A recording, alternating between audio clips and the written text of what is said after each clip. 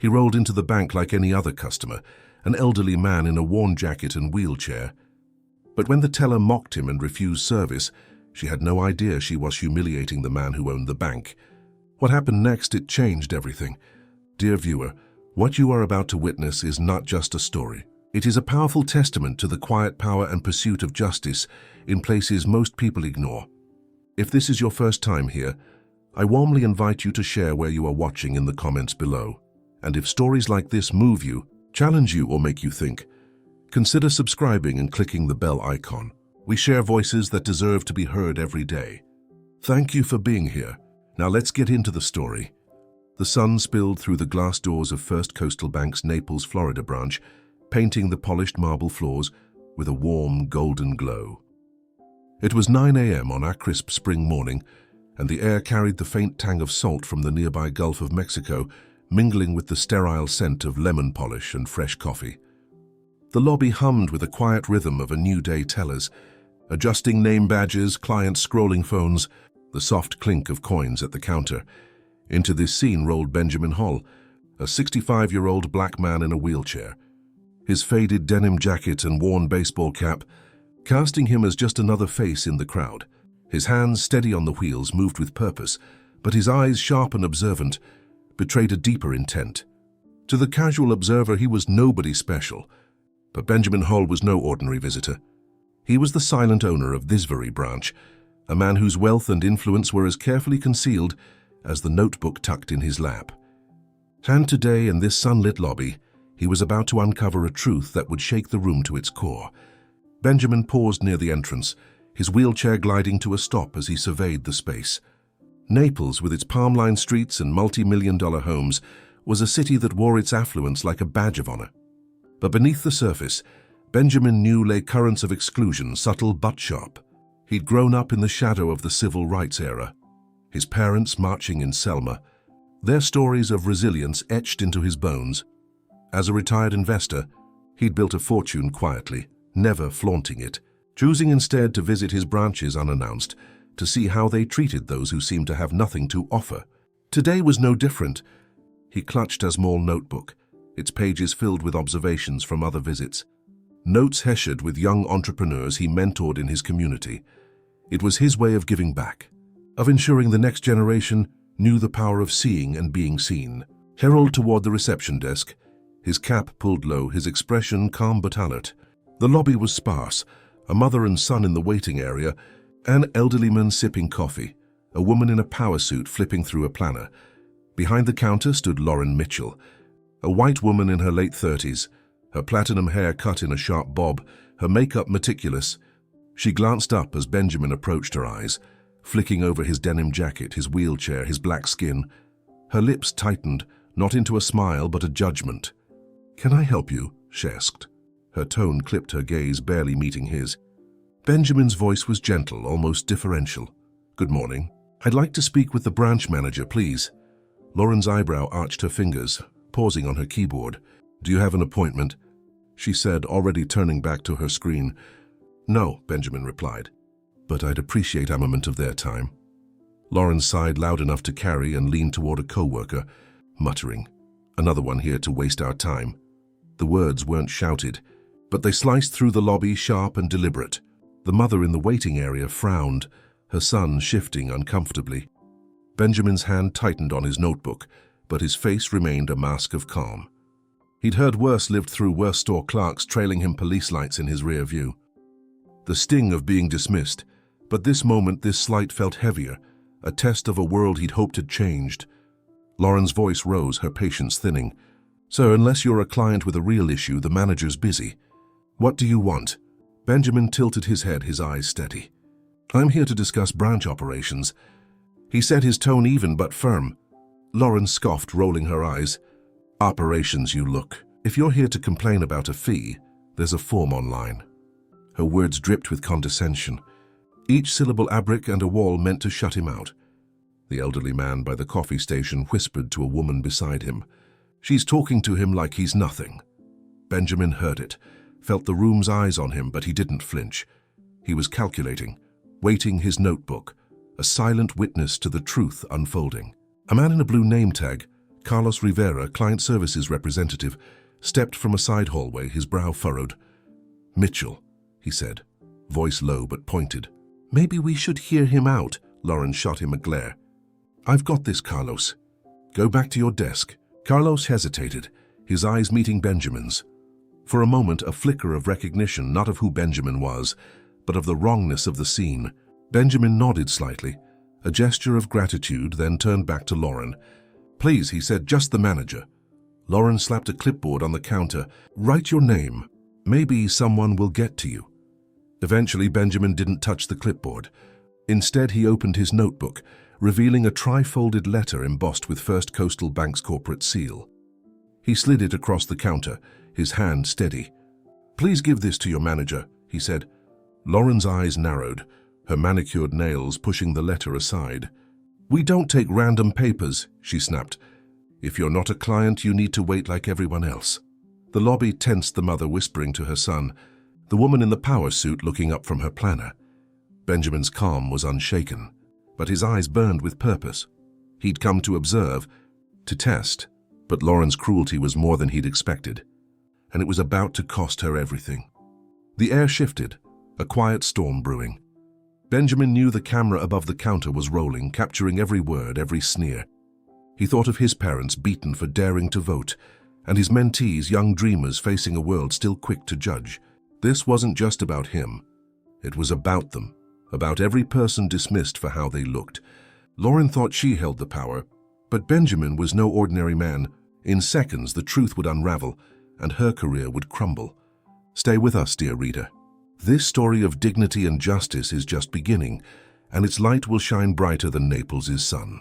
The morning sun streamed through the glass walls of First Coastal Bank's Naples, Florida branch, casting sharp shadows across the marble floor.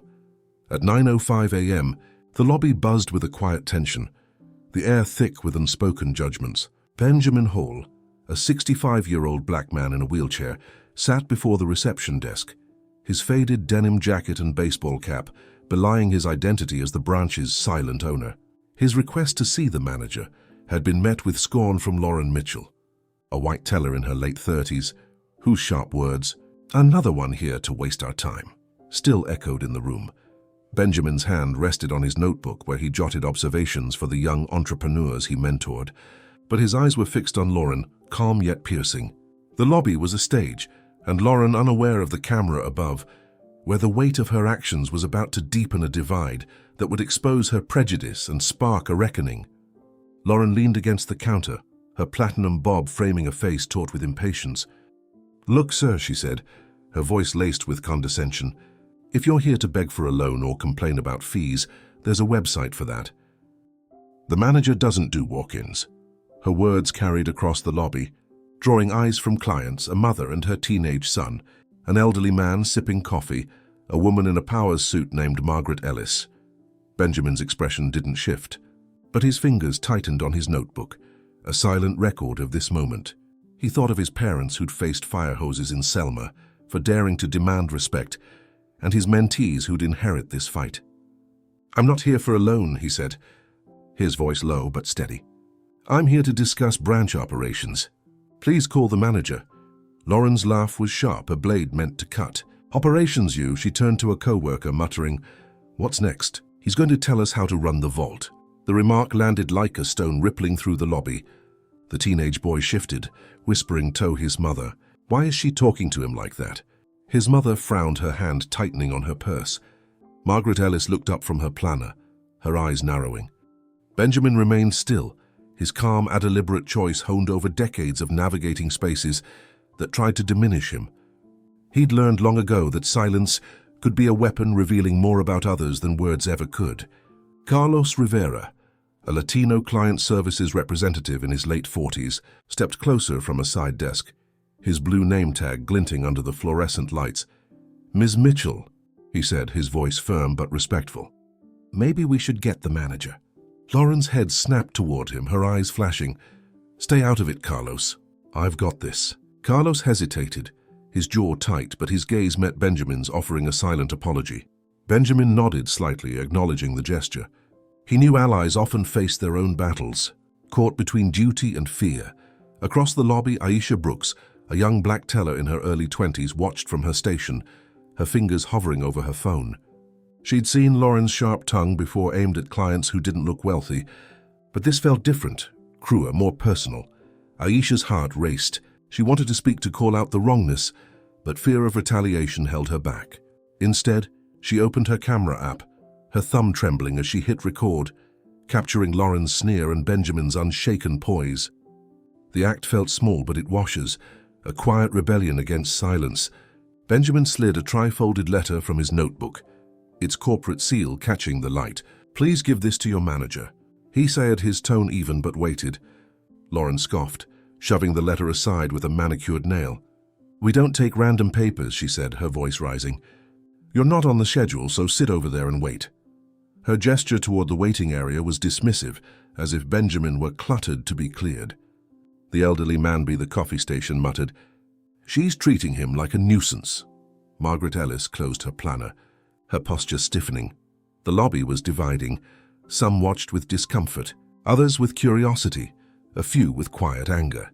Benjamin's eyes flicked to a customer voice board on the wall covered with post-it notes from clients praising or critiquing the branch. An idea sparked a system where community feedback could hold institutions accountable, not just for service but for dignity. He filed it away, his mind always working even in this moment of humiliation. "I'd prefer not to wait."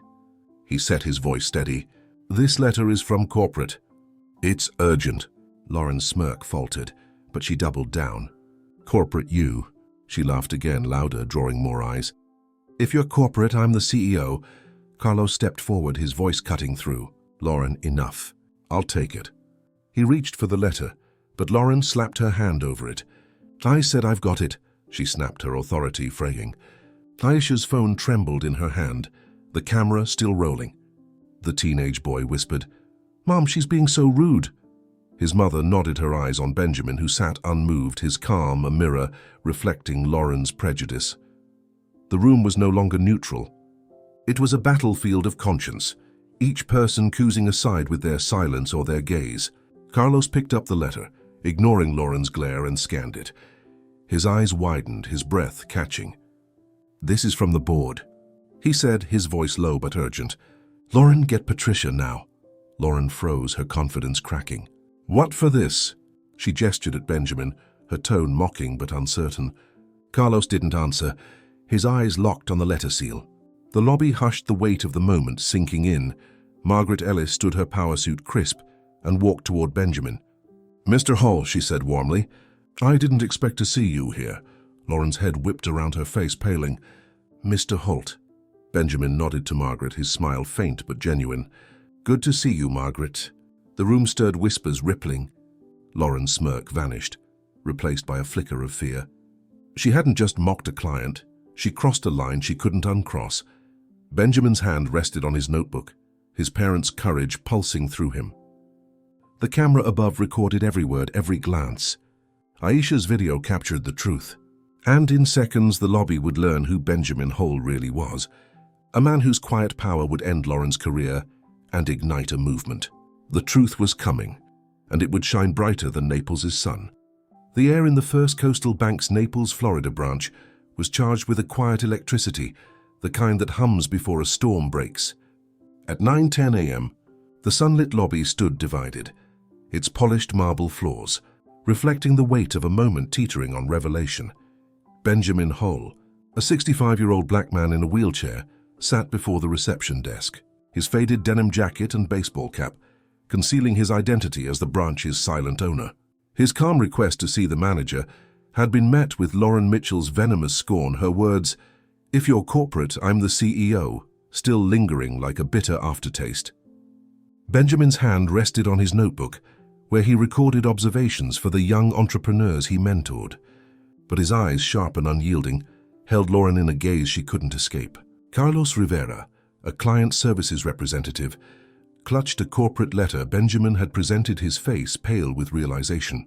Aisha Brooks, a young teller, recorded the scene on her phone, her heart pounding. The lobby client staff and a woman named Margaret Ellis watched, sensing a shift. The camera above the counter rolled, and Benjamin's quiet power was about to unmask a truth that would shatter Lauren's world. Lauren stood behind the desk, her platinum bob framing a face now etched with unease. Her earlier arrogance had cracked her smirk, replaced by a flicker of doubt as Carlos's urgent words, "Get Patricia," now hung in the air. She opened her mouth to protest, but the lobby's eye-curious, judgmental, expectant, silenced her. Benjamin remained still, his wheelchair a throne of patience, his demeanor a lesson in resilience. He thought of his parents who'd faced batons and Selma for their dignity, and his mentees who looked to him for courage. This moment wasn't just about Lauren's prejudice. It was about every dismissal he'd endured, every assumption that his skin, his chair, his quietness made him less. His mantra, born from decades of struggle, steadied him. Truth waits, but it never hides. Carlos held the letter, its corporate seal glinting like a verdict. "Lauren," he said, his voice low but firm. "This is from the board, do it." Lauren Shan trembled as she reached for the phone, her manicured nails clicking against the receiver. "Patricia," she muttered into it, her voice barely audible. "You need to come out." She hung up her eyes, darting to Benjamin, then away as if looking at him might confirm her growing fear. The lobby hushed the teenage boy, whispering to his mother, "Something's up." His mother nodded, her gaze fixed on Benjamin, who sat with a quiet gravity that commanded the room. Aisha's phone shook in her hand, her camera capturing Lauren's faltering confidence, Benjamin's unshaken poise, and Carlos's resolute stance. She'd hesitated to speak earlier, fear of Lauren's authority holding her back. But Benjamin's presence, his calm, his refusal to shrink stirred something in her. She thought of her grandmother, who'd worked as a maid in Naples mansions, enduring slights for a paycheck. Aisha's recording was her resistance, a small act of defiance for a world that too often silenced her. Margaret Ellis, the woman in the powers suit, rose from her seat, her planner tucked under her arm. She walked toward Benjamin, her heels clicking on the marble, and bent slightly to speak. "Mr. Holt," she said warmly, her voice carrying across the lobby. "It's an honor to see you here."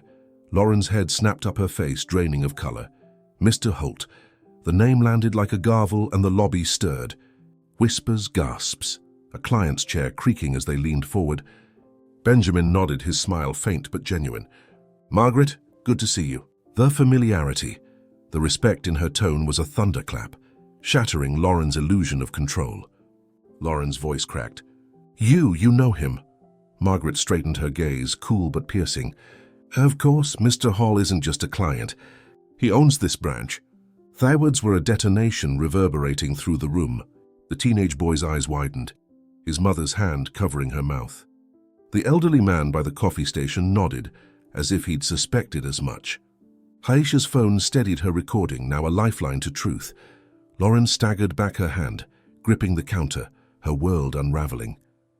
"That's impossible," she stammered, but her voice was hollow, drowned by the weight of Margaret's revelation. Benjamin spoke, his voice low but resonant. "It's not impossible, Ms. Mitchell. It's just not what you assumed." His words were a mirror reflecting Lauren's prejudice back at her. He turned to Aisha, his eyes meeting hers for the first time. "Young lady," he said softly, "trust your voice. It matters." Aisha's breath caught her grandmother's strength surging through her. She nodded, her phone, still recording her fear, giving way to purpose. Benjamin's encouragement wasn't just for her. It was for every person in the lobby, a call to see beyond appearances. The hallway door clicked open, and Patricia Coleman, the branch manager, stepped out, her face a mix of confusion and urgency. A woman in her early 50s with a no-nonsense demeanor. She scanned the room, her eyes landing on Benjamin. "Mr. Holt," she said, "recognition," dawning, her voice tinged with respect. "I wasn't expecting you." Benjamin nodded. "That's the point, Patricia." He gestured to the letter in Carlos's hand. "That should explain my visit." Patricia took it, her eyes skimming the text, her jaw tightening. She turned to Lauren, her expression hardening. "Ms. Mitchell, my office now." Lauren's face crumpled, her earlier bravado gone. "I didn't know," she whispered, her voice breaking. "If I'd known," Benjamin cut her off, his tone gentle but firm. "You didn't need to know who I was to treat me like Apperson." The lobby fell silent, his words a verdict that hung heavy. Patricia's gaze flicked to the camera above, then back to Lauren. "Let's go," she said, her voice clipped. Lauren hesitated, her eyes pleading with Carlos, with Aisha, with anyone, but no one met her gaze. She followed Patricia, her steps unsteady, the door closing behind them like a final curtain. The lobby exhaled, whispers rising. Carlos handed the letter to a co-worker, his hands steady but his eyes shaken. Aisha lowered her phone, her heart racing, knowing her recording held power. Margaret returned to her seat, her planner open, but her eyes on Benjamin, a quiet nod of respect. The teenage boy whispered, "He's the boss." His mother smiled. "He's more than that." Benjamin wheeled back slightly, his notebook open, jotting a final note. Naples 9:10 a.m. Truth revealed itself. The camera kept rolling. Aisha's video preserved the moment, and Lauren's career was seconds from collapse. But for Benjamin, this was just the beginning. A spark that would ignite a movement for dignity and change. The sunlit lobby of First Coastal Bank's Naples, Florida branch pulsed with a quiet reckoning at 9:15 a.m., the air heavy with the aftershock of truth. Benjamin Holt, a 65-year-old black man in a wheelchair, sat near the reception desk, his denim jacket and baseball cap masking his role as the branch's owner. Moments ago, his identity had been unmasked, shattering teller Lauren Mitchell's arrogance. Her mocking dismissal of him as a nobody had been exposed by a corporate letter, Margaret Ellis's recognition, and the silent gaze of a lobby divided. Now, as manager, Patricia Coleman led a shaken Lauren to her office. Benjamin's calm presence anchored the room, his notebook open, his mantra steady. Truth waits, but it never hides. The camera above the counter rolled. Aisha Brooks's phone held the footage, and the consequences were in motion, a tide of justice that would reshape the branch and beyond. Patricia's office door closed with a soft click, but the lobby felt its weight. Benjamin wheeled back slightly, his eyes scanning the room. Carlos Rivera, the client services representative, stood with arms crossed, his face, a mix of relief and resolve. Aisha, the young teller, lowered her phone, her hands trembling. But her spirit emboldened by Benjamin's words. "Trust your voice." Clients whispered, the teenage boy and his mother exchanging glances, Margaret Ellis jotting in her planner. The customer voice board on the wall, covered with post-it notes, caught Benjamin's eye again, its potential as a tool for accountability growing in his mind. He thought of his parents' sacrifices in Selma, their unyielding dignity, and his mentees who deserved a world where respect wasn't contingent on status. This wasn't just about Lauren. It was about a system that let her bias thrive. Inside the office, Patricia faced Lauren, her expression steely. She opened her laptop, pulling up the security footage synced to the branch's server. The screen replayed Lauren's sneer, her dismissive words. "If you're corporate, I'm the CEO," and Benjamin's unyielding calm. Lauren's voice cracked. "I didn't know who he was." She pleaded, her hands twisting in her lap. Patricia's gaze was unyielding. "That's not the issue, Lauren. You treated a person like they didn't matter. That's not who we are." She slid Lauren's badge across the desk. "Your employment is terminated. Hand over your login credentials." Lauren's face crumpled, but she complied, her fingers shaking as she typed. Within minutes, she was escorted out, badge gone. Her career ended by her own words captured on tape. Back in the lobby, Benjamin spoke to Carlos, his voice low. "Thank you for stepping in." Carlos nodded, his eyes heavy. "I should have done more, sir." Benjamin's smile was gentle. "You did enough." He turned to Aisha, who approached hesitantly, her phone now in her pocket. "I recorded it," she whispered. "Will it help?" Benjamin's eyes softened.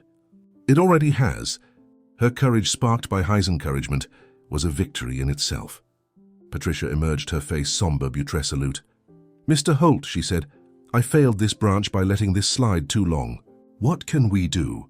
Benjamin's response was immediate. Born from years of quiet vision, start a Respect First initiative training co-designed with community leaders to teach empathy, not just policy. Make this a place where everyone belongs. The lobby stirred, clients nodding. Margaret jotting the idea down. Aisha's footage shared with Patricia sealed Lauren's fate and set the branch on a path to reform. Corporate scrutiny loomed, but Benjamin's initiative offered hope, a blueprint for change. As he wheeled toward the door, the teenage boy called out, "You're awesome, sir." Benjamin chuckled, his heart lifting. The camera captured it all, and Aisha's video would soon spread a testament to truth. Lauren's downfall was swift, but Benjamin's vision was enduring, a spark that would ignite a movement for dignity across Naples and beyond. The golden light of a Naples, Florida sunset bathed the community center, where a crowd gathered months after a morning that changed First Coastal Bank forever. Benjamin Holt, a 65-year-old black man in a wheelchair, stood at a podium, his denim jacket replaced by a tailored blazer, his baseball cap gone, revealing eyes that held both wisdom and warmth. The Respect First initiative, born from his confrontation with teller Lauren Mitchell's prejudice, had transformed the branch and sparked a movement. That day when Lauren mocked him, unaware he owned the bank, her career ended in seconds. But Benjamin's quiet dignity ignited ripples of change that reached far beyond Naples' sunlit shores. Lauren's firing, cemented by Aisha Brooks's video and security footage, exposed a culture of bias. The branch, under federal scrutiny, adopted Benjamin's initiative empathy training, co-designed with community leaders, now a model for banks nationwide. At the center, Benjamin spoke, his voice steady but rich with emotion. "I didn't come to that lobby to punish anyone," he said. "I came to see if dignity was offered freely. It wasn't, but today we're building a world where it is." The crowd, clients, staff, young mentees, leaned in, some teary, others nodding. Aisha, now a lead teller, stood proud, her courage inspired by Benjamin's words. "Trust your voice." Carlos Rivera, promoted to assistant manager, clapped softly, his allyship a beacon. Benjamin's impact deepened. Naples Community College launched the Benjamin Holt Fellowship, mentoring minority students in finance, a legacy for his parents' civil rights fight. At the launch, a shy scholar thanked him, saying, "You showed me I belong." Benjamin's heart swelled, thinking of his mentees who'd carry this forward. Patricia Coleman, the branch manager, shared how the customer voice board, inspired by Benjamin, now collected digital feedback nationwide, empowering clients to shape banking culture. Margaret Ellis, a client that day, organized forums where residents and police discussed trust, extending Benjamin's vision. "He saw the person, not the chair," she told the crowd, her planner now filled with reform ideas. A teenage boy from the lobby, now a fellowship applicant, whispered to his mother, "He's why I'm studying law." Benjamin overheard, his eyes misting. This wasn't about him, it was about them. About every person dismissed for their appearance. As the event ended, Aisha approached. "Your notebook," she said, smiling. "It changed us," Benjamin chuckled. The truth did that. Driving his old Acura home, he felt his parents' pride, their Selma scars healed by hope. Naples was changing, and so was America, one voice at a time. This is your story too. Where's your voice board? Your stand? Join a forum. Share this story or challenge bias where you stand. Benjamin's ripples live in every act of dignity. Let's keep them spreading, lighting the way for a world where everyone belongs. In the sun-drenched lobby of First Coastal Bank's Naples, Florida branch, a single morning unfolded a story that would echo far beyond its marble walls. Benjamin Holt, a 65-year-old black man in a wheelchair, entered unannounced, his faded denim jacket and baseball cap, masking his identity as the branch's silent owner. A retired investor shaped by his parents' civil rights struggles in Selma, Benjamin sought to observe how his bank treated those who appeared unremarkable. What he encountered was Lauren Mitchell, a teller whose prejudice led her to mock and dismiss him, unaware of his power. Her words, "If you're corporate, I'm the CEO," cut deep. But Benjamin's calm resolve, rooted in decades of resilience, turned her arrogance into a catalyst for change. Within minutes, his corporate letter, Margaret Ellis's recognition, and Aisha Brooks's recorded footage unmasked his authority, ending Lawrence's career and sparking a movement. The story unfolded with quiet intensity. Lauren's bias exposed by Benjamin's strategic patience divided the lobby, clients like Margaret and a teenage boy watched in shock, while Carlos, Rivera and Aisha took small but courageous stands. The security camera and Aisha's video captured the truth, leading to Lauren's swift termination by manager Patricia Coleman. But Benjamin's vision stretched beyond punishment. He proposed the Respect First initiative, a training program co-designed with community leaders to foster empathy, transforming the branch and inspiring banks nationwide. The customer voice board, a wall of post-it notes, became a digital platform for client feedback, empowering communities. Naples Community College established the Benjamin Holt Fellowship, mentoring minority students in finance, ensuring his legacy would shape future leaders. Benjamin's story is a testament to the power of dignity in the face of prejudice. His notebook, filled with observations for young entrepreneurs, symbolized his commitment to mentoring others through quiet example. Aisha's courage, Carlos's allyship, and Patricia's reform reflected the ripple effect of one man's stand. From a humiliated elder to a beacon of change, Benjamin proved that true power lies not in loud displays, but in unwavering truth. His parents' sacrifices, his mentees' dreams, and his own unyielding spirit converged in that lobby, lighting a path for a world where respect is universal. The lesson from Benjamin's story is profound dignity is not earned by status but owed to every person, and prejudice thrives only in silence. In today's fast-paced, often divided world, we must challenge assumptions, whether in workplaces, communities, or daily interactions.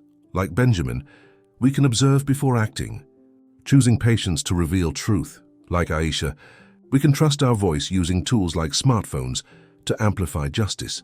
Like Carlos, we can stand as allies even when it's risky.